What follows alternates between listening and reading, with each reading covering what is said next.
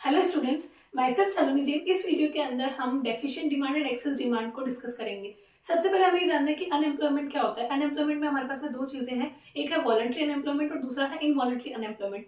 Voluntary unemployment का मतलब क्या हो गया कि कोई इंसान जानबूझ के काम नहीं करना चाहता है, मतलब या तो वो काम करना ही नहीं चाह रहा है या फिर जो एग्जिस्टिंग वेज रेट है उस पर वो काम नहीं करना चाहता है। तो इस केस के अंदर हम इसको अनएम्प्लॉयमेंट के अंदर काउंट नहीं करेंगे। दूसरा हमारे पास में होता है इनवॉलंटरी अनएम्प्लॉयमेंट। उसका मतलब क्या होता है, जो एक्जिस्टिंग वेज रेट है उस पर काम करने के लिए तैयार है, मतलब person is willing to work at the existing wage rate, पर उसको वहां पे काम मिल नहीं रहा है। इस केस के अंदर वो क्या हो रहा है, वो इनवॉलंटरी अनएम्प्लॉयड बैठा है एंड इसको हम अनएम्प्लॉयमेंट के अंदर कंसिडर करेंगे। फिर हमारे पास में आता है फुल एम्प्लॉयमेंट। क्या होता है फुल एम्प्लॉयमेंट का मतलब, क्या होता है जहां पे सप्लाई ऑफ लेबर जो है वो डिमांड ऑफ लेबर के बराबर है, मतलब जो भी सप्लाई हो रही है लेबर की उतनी डिमांड भी हो रही है।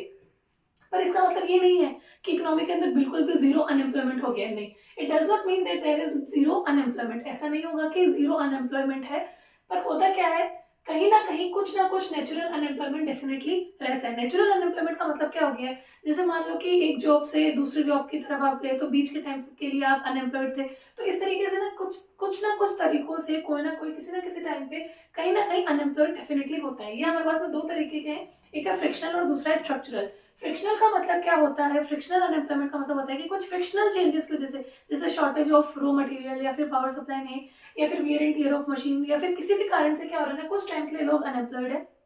दूसरा होता है स्ट्रक्चरल अनएम्प्लॉयमेंट। स्ट्रक्चरल अनएम्प्लॉयमेंट का मतलब कहता है कुछ स्ट्रक्चरल चेंजेस की वजह से क्या हो रहा है, अनएम्प्लॉयड है। जैसे कोई नई मशीनरी आ गई, उसको चलाना नहीं आ रहा है, या फिर लेबर के अलावा अदर फैक्टर्स ऑफ प्रोडक्शन के अंदर कोई चीज की शॉर्टेज चल रही है, तो उस चक्कर में क्या हो रहा है, आपको उस टाइम के लिए अनएम्प्लॉयड बैठे। तो इसका मतलब क्या हो गया कि फुल एम्प्लॉयमेंट इक्विलिब्रियम है, मतलब कि हो सकता है जितनी सप्लाई है उतनी की उतनी डिमांड भी हो रही है, पर कहीं ना कहीं कुछ नेचुरल अनएम्प्लॉयमेंट डेफिनेटली होता है। ठीक है, अब हमारे पास में जो इक्विलिब्रियम है वो यहाँ पे हमारे पास में तीन केस है। सबसे पहला एक फुल एम्प्लॉयमेंट इक्विलिब्रियम, जहाँ पे जो इक्विलिब्रियम लेवल है और जो फुल एम्प्लॉयमेंट इक्विलिब्रियम लेवल है दोनों ही हमारे पास में क्या है, बराबर है। इसके अंदर क्या हो जाएगा, जैसे ये हमारे पास में एएस जो है ये हमारे पास में फुल एम्प्लॉयमेंट पे है, ठीक है, एंड जो एडी है ये भी हमारे पास में फुल एम्प्लॉयमेंट पे है। इस जगह पे क्या होगा, यहाँ पे जो इक्विलिब्रियम निकल के आएगा, यहाँ पे जो हमारे पास में इनकम आएगी ये फुल एम्प्लॉयमेंट पे आ जाएगी, ठीक है। एंड ये हमारे पास में जो इक्विलिब्रियम आ रहा है ये भी फुल एम्प्लॉयमेंट इक्विलिब्रियम पे आ रहा है। यहाँ पे हमारा एडी एएस दोनों क्या है, बराबर है। यहाँ पे हमने एडी एंड एएस एंड यहाँ पे हमने इनकम आउटपुट, ठीक है। अब इस केस के अंदर क्या हो रहा है, क्योंकि एएस जो है वो फुल एम्प्लॉयमेंट पे है ऑलरेडी, तो अब अगर एडी मतलब अगर हमारी डिमांड बढ़ेगी तो हम सप्लाई नहीं बढ़ा सकते क्योंकि सप्लाई ऑलरेडी फुल एम्प्लॉयमेंट पे, तो उस केस के अंदर क्या हो जाता है, प्राइसेस बढ़ जाएगी। ये हमारे पास में फर्स्ट सिचुएशन है। अब हमारे पास में दो सिचुएशन और बचती है, वो है हमारे पास में ओवर एंड अंडर इक्विलिब्रियम, मतलब ओवर एंड अंडर एम्प्लॉयमेंट। उस केस के अंदर क्या हो रहा है, देखो सबसे पहले हमारे पास में हम लेते हैं डेफिशिएंट डिमांड। डेफिशिएंट डिमांड की सिचुएशन का मतलब क्या हो गया, डिमांड कम है, हम लोग डिमांड अभी क्या कर रहे हैं, कम कर रहे हैं। मतलब अगर आपके पास में ये हमारे पास में एएस है फुल एम्प्लॉयमेंट पे और ये हमारे पास में एडी है फुल एम्प्लॉयमेंट पे, ठीक है।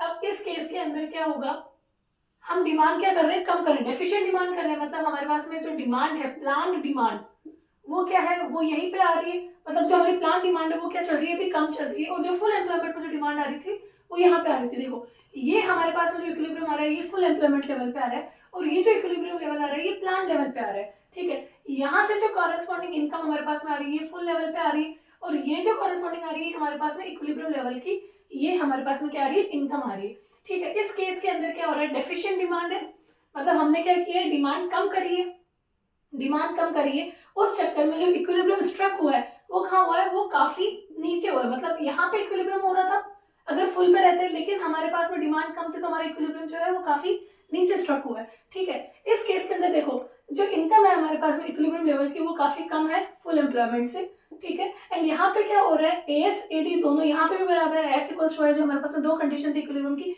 ये दोनों यहाँ बराबर तो हो रहे हैं, लेकिन without fuller utilisation of resources का पूरी तरीके से यूटिलाइजेशन यहाँ पे नहीं हो रहा है, वो तो यहाँ पे होता है, यहाँ पे तो नहीं हो रहा है। अब इसके रीजन क्या होंगे, देखो ये जो गैप आया है ना, ये जो गैप निकल के आया है फुल और प्लान के बीच में, इस गैप को हम क्या बोलते हैं, डिफ्लेशनरी गैप। इसको हम क्या बोलते हैं, डिफ्लेशनरी गैप बोलते हैं हम। अब इसके रीजंस क्या रहे होंगे कि डेफिशिएंट डिमांड रही है। देखो डिमांड कौन कौन करता है, एडी के कंपोनेंट्स क्या थे, एडी के अगर हम फोर सेक्टर इकोनॉमी लेके चलते तो एडी के कंपोनेंट्स क्या है, तो हाउस होल्ड है, प्रोड्यूसर्स है, गवर्नमेंट है और रेस्ट ऑफ द वर्ल्ड। तो हाउस होल्ड जो खर्चा करते हैं उसको हम कंजम्पशन बोलते हैं, जो प्रोड्यूसर्स खर्चा करते हैं उसको हम इन्वेस्टमेंट बोलते हैं, जो गवर्नमेंट करती है उसको गवर्नमेंट एक्सपेंडिचर, और एक्सपोर्ट्स हम करते हैं उसको हम एक्स से डिनोट करते हैं, इम्पोर्ट्स को हम एम से डिनोट करते हैं, ठीक है। क्या रीजंस रहे होंगे कि डिमांड कम है? तो बहुत सिंपल सी चीज है, जो कंज्यूमर्स है, जो हाउस होल्ड है, उन्होंने डिमांड कम की होगी, ये आपका फर्स्ट रीजन बन गया, ठीक है। सेकंड रीजन क्या है हमारे पास में, जो प्रोड्यूसर्स है उन्होंने भी डिमांड कम की होगी। थर्ड रीजन क्या है, गवर्नमेंट ने खर्चे कम किए होंगे। फोर्थ रीजन क्या है, हमने एक्सपोर्ट कम किए होंगे, ठीक है। और फिफ्थ रीजन क्या हो जाएगा कि हमने जो इम्पोर्ट्स है उसको हमने क्या किया, यहाँ पे बढ़ा दिया, ठीक है। उस सिचुएशन के अंदर क्या हो रहा है, हमारे पास में डेफिशिएंट डिमांड हो रही है। एंड एक और चीज हम बोल सकते हैं कि जो गवर्नमेंट है उन्होंने क्या किया, टैक्सेस को यहाँ पे बढ़ा दिया, जिसकी वजह से हमारी जो डिस्पोजेबल इनकम है वो क्या हो गई है, जो हमारे पास में जो डिस्पोजेबल इनकम है वो क्या हो गई है, कम हो गई, ठीक है। ये हमारे पास में रीजंस हो गए हैं डेफिशिएंट डिमांड के। अब इसके बाद में देखो इसका क्या इम्पैक्ट पड़ता है, मतलब अगर डिमांड कम है तो उसका इम्पैक्ट क्या पड़ेगा। फर्स्ट सिचुएशन है अंडर एम्प्लॉयमेंट इक्विलिब्रियम, जो हमारे पास में इक्विलिब्रियम स्ट्रक होगा वो अंडर एम्प्लॉयमेंट पे स्ट्रक होगा, ये हम ऑलरेडी डिस्कस कर चुके हैं। डिफ्लेशनरी गैप आ जाएगा, ये हमारे पास में डिफ्लेशनरी गैप बन के आ गया, इसको हम मार्क कर देते हैं ई और इसको हम मार्क कर देते हैं ईजी। ये जो ईजी है ये हमारे पास में क्या आ गया, डिफ्लेशनरी गैप बन के आ गया, ठीक है। इसके बाद में हमारे पास में आता है अनडिजायर्ड स्टॉक्स, जो प्रोड्यूसर्स है उनके पास में देखो वो यहाँ पे सप्लाई करने के लिए तैयार थे, तो उनके पास में अनडिजायर्ड स्टॉक्स रह जाएगा, अनवांटेड स्टॉक जो कि सेल नहीं हो रहा है। अब उसको सेल करने के लिए ना दो तरीके, एक तो पहली चीज तो सेल करने के लिए तो क्या करेंगे, उनको प्राइसेस कम करनी पड़ेगी, और दूसरी चीज क्योंकि उनके पास स्टॉक ऑलरेडी पड़ा है तो वो आगे से क्या करेंगे, प्रोडक्शन उनको क्या करना पड़ जाएगा, कम करना पड़ जाएगा। इसके बाद में है लॉस ऑफ प्रॉफिट। देखो जब भी अनडिजायर्ड स्टॉक रहता है उसको क्लियर करने के लिए क्या करते हैं, प्राइस क्रैश करते हैं, मतलब प्राइसेस को गिरानी पड़ती है, तो उस केस के अंदर जो प्रॉफिट मार्जिन है वो ऑब्वियसली काफी हद तक कम हो जाता है, तो इसलिए उनको क्या हो रहा है, लॉस ऑफ प्रॉफिट हो रहा है। लास्ट हमारे पास में है लो लेवल इक्विलिब्रियम ट्रैप। हो क्या रहा है, क्योंकि यहाँ पे लो डिमांड चल रही है, तो लो डिमांड चल रही है, उसके बाद में क्या होगा, प्रोड्यूसर्स अब लो इन्वेस्टमेंट करेंगे, इन्वेस्टमेंट्स वो कम कर देंगे, इन्वेस्टमेंट्स कम करने के बाद में क्या होगा, प्रोडक्शन कम हो जाएगा, प्रोडक्शन कम करेंगे तो इनकम जनरेशन कम हो जाएगी, इनकम जनरेशन कम होगी तो फिर से लोग डिमांड कम करेंगे, तो ये एक साइकिल शुरू हो जाएगी, हम एक लो लेवल इक्विलिब्रियम ट्रैक में चले जाएंगे, ठीक है। एंड लास्ट चीज जैसे लो डिमांड है तो उसकी वजह से लो इनकम जनरेट हो रही है, एंड लो इनकम की वजह से फिर से हमारे पास में लो डिमांड हो रही है। ये हमारे पास में पूरी सिचुएशन थी डेफिशिएंट डिमांड की। अब हमारे पास में एक लास्ट सिचुएशन जो है इस चैप्टर के अंदर वो क्या है, एक्सेस डिमांड की, मतलब हम क्या कर रहे हैं, डिमांड एक्सेस कर रहे हैं। उस सिचुएशन में क्या होगा, जो फुल एम्प्लॉयमेंट हमारे पास में है, ये हमारे पास में एएस फुल एम्प्लॉयमेंट पे है, एंड इसके कॉरेस्पॉन्डिंग में ये हमारे पास में एडी,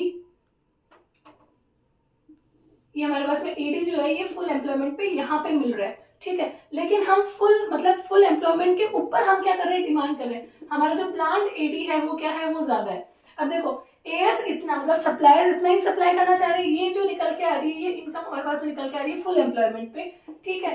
एंड हम जो डिमांड कर रहे हैं वो काफी ज्यादा कर रहे हैं। अब अगर हमने डिमांड बढ़ा भी दी तो क्या होगा, एएस तो ऑलरेडी फुल कैपेसिटी पे है, एएस परफेक्टली इलास्टिक होता, लेकिन तब होता जब हम ये मान के चलते कि मार्केट के अंदर अभी एक्सेस कैपेसिटी बची हुई है, लेकिन यहाँ पे तो वो एक्सेस कैपेसिटी बची हुई नहीं है, तो फिर अब अगर एएस ऑलरेडी फुल कैपेसिटी पे है और डिमांड बढ़ रही है तो उस केस के अंदर डिमांड को क्लियर करने के लिए सप्लाई हम बढ़ा नहीं सकते, ठीक है। इसलिए जो गैप निकल के आता है इस गैप को हम क्या बोलते हैं, इन्फ्लेशनरी गैप। ये इन्फ्लेशनरी गैप इसका नाम क्यों दे दिया, क्योंकि क्या हो रहा है, डिमांड बढ़ गई, डिमांड अभी ज्यादा है सप्लाई से, एंड हम सप्लाई को बढ़ा नहीं सकते हैं, हम सप्लाई को नहीं बढ़ा सकते हैं, तो उस केस के अंदर क्या हो जाएगा, ऑब्वियसली प्राइसेस बढ़ जाएगी, जो जनरल प्राइस लेवल है वो बढ़ जाएगी, एंड उसकी वजह से क्या आ जाएगा, इन्फ्लेशन आ जाएगा। इसलिए जो गैप निकल के आता है इसको अगर मैं ईएफ मार्क करूँ तो ये ईएफ हमारे लिए क्या बन जाएगा, इन्फ्लेशनरी गैप। यहाँ पे हम लिखते हैं इनकम या फिर हम बोल सकते हैं आउटपुट, एंड एडीएएस यहाँ पे, ठीक है। तो इस सिचुएशन में क्या हो रहा है, देखो हमारा जो फुल एम्प्लॉयमेंट पे जो एडी है वो यहाँ नीचे है, एंड जो प्लान्ड एडी है वो हमारा ऊपर चला गया, फुल से भी ऊपर चला गया, तो एएस जो है वो ऑलरेडी फुल कैपेसिटी पे था, सप्लाई हम बढ़ा नहीं सकते, इसलिए क्या हो जाएगा, हमारे पास में इन्फ्लेशनरी गैप निकल के आ जाएगा। देखो ठीक है, अब देखो यहाँ पे लिखा हुआ है ओवर एम्प्लॉयमेंट इक्विलिब्रियम इसको बोलते हैं, मतलब एम्प्लॉयमेंट हो गया, फुल एम्प्लॉयमेंट हो गया, उसके ऊपर आ रहा है ये यहाँ पे। It refers to a level of income where ED equals to AS at income level which lies after the full employment level। मतलब यहाँ पे क्या हो रहा है, ये full employment level की इनकम है और ये यहाँ पे आना चाह रहा है, तो ये यहाँ पे पॉसिबल ही नहीं होगा क्योंकि इतनी सप्लाई कर ही नहीं पाएंगे, ठीक है। जो हमारा इक्विलिब्रियम लेवल निकल के आ रहा है वो काफी ज्यादा निकल के आ रहा है फुल एम्प्लॉयमेंट से, no change in level of output, लेकिन हम आउटपुट बढ़ा नहीं सकते हैं, तो ऑब्वियसली यहाँ तक ये जो आउटपुट है ये हम सप्लाई नहीं कर पाएंगे, एक्सेस डिमांड रहेगी और उसी की वजह से हमारे पास में क्या आ जाएगा, इन्फ्लेशनरी गैप आ जाएगा, ठीक है, क्योंकि एडी हमारे पास में क्या है, ज्यादा है एएस से। क्या रीजंस रहे होंगे, जो भी लोग डिमांड करते हैं एडी के जो कंपोनेंट्स थे हमारे पास में, उन्हीं लोगों ने क्या किया होगा, डिमांड बढ़ा दी होगी, हाउस होल्ड्स ने डिमांड बढ़ा दी होगी, प्रोड्यूसर्स ने डिमांड बढ़ा दी होगी, गवर्नमेंट ने, हमने एक्सपोर्ट्स ज्यादा किए होंगे, इम्पोर्ट्स कम कर दिए होंगे, इसके अलावा हमने क्या किया होगा, जो गवर्नमेंट ने क्या किया होगा, टैक्सेस को क्या कर दिया होगा, कम कर दिया होगा, उसकी वजह से डिस्पोजेबल इनकम बढ़ गई होगी, तो लोगों ने क्या कर दिया, डिमांड बढ़ा दी। इम्पैक्ट क्या आएगा, इम्पैक्ट हमारे पास में आ जाएगा कि जो इन्फ्लेशनरी गैप आ जाएगा, एक तो पहली चीज तो हमारे पास में एडी ज्यादा है एएस से, मतलब हमारे पास में एग्रीगेट डिमांड अभी फिलहाल ज्यादा है एएस से, उसकी वजह से डिमांड बढ़ेगी तो प्राइसेस बढ़ जाएगी, मतलब हमारे पास में जनरल प्राइस लेवल बढ़ गई, प्राइस के बढ़ने से क्या हो रहा है ना, कॉस्ट ऑफ प्रोडक्शन भी बढ़ने लग जाएगा, ठीक है, एंड उसकी वजह से मतलब ये कॉस्ट ऑफ प्रोडक्शन क्यों बढ़ रहा है, क्योंकि प्रेशर आ रहा है, जो हमारे पास फैक्टर्स ऑफ प्रोडक्शन है ना उनके ऊपर भी प्रेशर आने लग गया, क्योंकि डिमांड ज्यादा चल रही है तो उनके ऊपर प्रेशर आ रहा है, तो वो भी अपनी कॉस्ट बढ़ा रहे हैं, ठीक है, तो कॉस्ट ऑफ प्रोडक्शन बढ़ेगा तो जनरल प्राइस लेवल ये बढ़ जाएगा इकोनॉमी के अंदर, एंड हमारे पास में क्या आ जाएगा, इन्फ्लेशन आ जाएगा, ठीक है। सेकंड सिचुएशन हमारे पास में आती है स्टैटिक जीडीपी। जीडीपी हम कैसे निकालते हैं, क्वांटिटी इनटू प्राइस, इसके अंदर रियल जीडीपी तब निकलती है जब हम बेस ईयर प्राइस से निकालते हैं, नॉमिनल तब निकलती है जब हम करंट ईयर प्राइसेस देते हैं। अब देखो यहाँ पे क्वांटिटी हम बढ़ा ही नहीं सकते, हम प्राइस जरूर बढ़ा सकते हैं क्योंकि ऑलरेडी इन्फ्लेशन चल रहा है, तो प्राइसेस बढ़ सकती है लेकिन क्वांटिटी नहीं बढ़ सकती, तो उस केस के अंदर जो हमारी जीडीपी है वो भी स्टेटिक रहने वाली, वो सेम रहने वाली, उसके अंदर किसी भी तरह का चेंज नहीं आएगा। हाँ, प्राइस की वजह से चेंजेस आ सकते हैं लेकिन एक्चुअल के अंदर क्वांटिटी प्रोडक्शन नहीं हो रहा है। थर्ड हमारे पास में आता है excess demand and wage price spiral. Wage price spiral का मतलब क्या हो गया, यहाँ पे ना wages chases prices and prices chases wages वाली सिचुएशन हो रही है, मतलब वेजेस के बढ़ने से प्राइसेस बढ़ रही है एंड प्राइसेस के बढ़ने से फिर से वेजेस बढ़ रही है, एंड लास्ट के अंदर है लॉस ऑफ प्रॉफिट। यहाँ पे कौन से प्रॉफिट का लॉस हो रहा है, देखो अगर कोई कस्टमर आया एंड वो खाली हाथ गया है, तो अगर हमारे पास में उस वक्त उसको सप्लाई करने के लिए कोई चीज होती तो हम डेफिनेटली उसको सप्लाई करके एंड हम प्रॉफिट कमाते। तो यहाँ पे क्या हो रहा है, जो कस्टमर्स खाली हाथ जा रहे हैं, जिनकी हम डिमांड फुलफिल नहीं कर पा रहे, उनको अगर हम सप्लाई कर देते तो प्रॉफिट कमा लेते, उस प्रॉफिट का यहाँ पे क्या हो रहा है, हमारे पास में लॉस हो रहा है। ये हमारे पास में थी डेफिशिएंट एंड एक्सेस डिमांड की सिचुएशन। दैट्स ऑल, यहाँ पे हमारा चैप्टर कंप्लीट होता है। इसके नेक्स्ट वीडियो के अंदर मैं कुछ क्वेश्चंस बताऊंगी किस तरह से इसके अंदर क्वेश्चंस पूछे जा सकते हैं, जो प्रैक्टिकल क्वेश्चंस आते हैं पूरे एडीएएस वाले यूनिट में से, उसके क्वेश्चन डिस्कस करेंगे। That's it. अगर आपको मेरा वीडियो अच्छा लगा हो तो please like share and subscribe. Thank you.